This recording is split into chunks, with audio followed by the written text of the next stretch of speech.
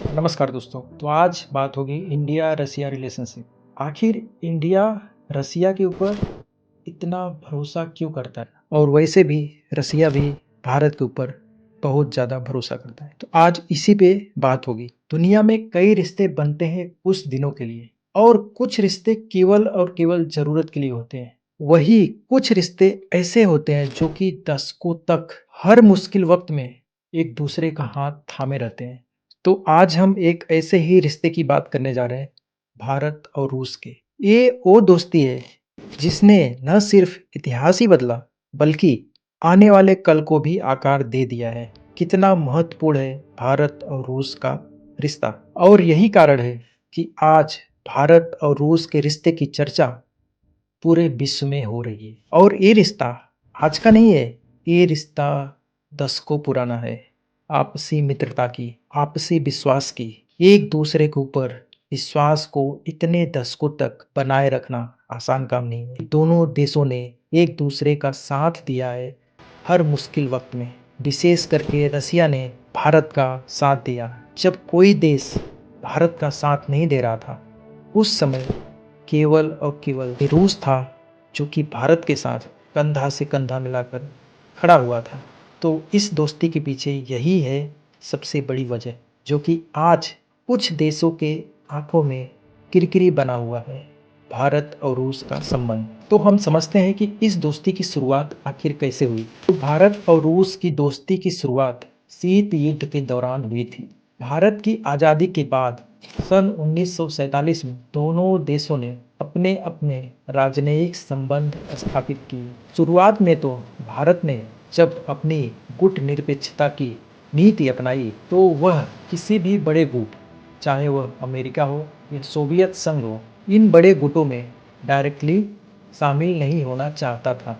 लेकिन जैसे जैसे अमेरिका और पाकिस्तान के बीच संबंध मजबूत होने लगे, वैसे ही भारत को भी लगने लगा कि उसे भी किसी एक विश्वसनीय मित्र की जरूरत है। तो इसी दौरान सोवियत संघ, जो कि उस समय रूस का हिस्सा था, ने भारत की कई तरह से मदद देना शुरू किया। तो खास करके रक्षा और आर्थिक क्षेत्रों में भारत और सोवियत संघ की दोस्ती का सबसे बड़ा मोड़ सन 1971 में हुई शांति, मित्रता और सहयोग की संधि था। उस समय भारत और पाकिस्तान के बीच युद्ध का खतरा मंडरा रहा था और वही अमेरिका पाकिस्तान का साथ दे रहा था। ऐसे समय में यह संधि भारत को एक मजबूत रणनीतिक सहयोग दिया। सन 1971 में भारत पाकिस्तान युद्ध में भारत की जीत में अहम भूमिका निभाई। सोवियत संघ के टूटने के बाद भी भारत और रूस के संबंध वैसे के वैसे ही मजबूत बने रहे और आज भी दोनों देश एक दूसरे के सबसे महत्वपूर्ण रणनीतिक साझेदार हैं। अब हम बात करते हैं हमारे नेताओं की तरफ से क्या इनिशिएटिव लिया गया। सन 1955 में पंडित नेहरू का मास्को दौरा और उसके बाद सोवियत नेताओं का भारत आना दोस्ती की नींव रख गया। सन 1962 में भारत चीन युद्ध के बाद सोवियत संघ ने भारत को रक्षा तकनीक और हथियारों की मदद देना शुरू किया। सोचिए, जब सारी दुनिया हथियार बेचकर मुनाफा कमा रही थी, तब रूस ने भारत को तकनीक भी दी ताकि हम युद्ध में अपना बचाव कर सके। अमेरिका और ब्रिटेन ने पाकिस्तान का समर्थन किया और अपना युद्धपोत यूएसएस इंटरप्राइज बंगाल की खाड़ी में उतार दिया।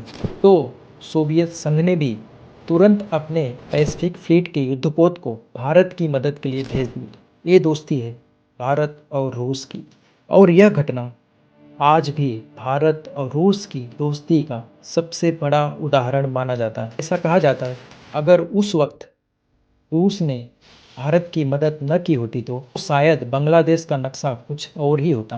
भारत और रूस की दोस्ती कहाँ कहाँ पर काम कर रही है। अगर हम बात करें रक्षा के क्षेत्र में, तो मिग-21, मिग-29, सुखोई 30 MKI जैसे लड़ाकू विमान से लेकर T-72 और T-90 टैंक देकर रूस ने भारत की सेना को मजबूत बनाने में बहुत बड़ा योगदान दिया। वही ब्रह्मोस मिसाइल भारत और रूस की संयुक्त परियोजना का सबसे बड़ा जीता जागता उदाहरण है। और यह ब्रह्मोस मिसाइल जो कि आज दुनिया की सबसे तेज सुपरसोनिक क्रूज मिसाइल बन गई। वही अंतरिक्ष में भी रूस का साथ सन 1975 में भारत का पहला उपग्रह आर्यभट्ट रूसी रॉकेट से ही लॉन्च हुआ था। ऊर्जा और व्यापार के क्षेत्र में भी भारत और रूस कदम से कदम मिलाकर चल रहे हैं। कुडनकुलम परमाणु ऊर्जा संयंत्र रूस की ही मदद से बना,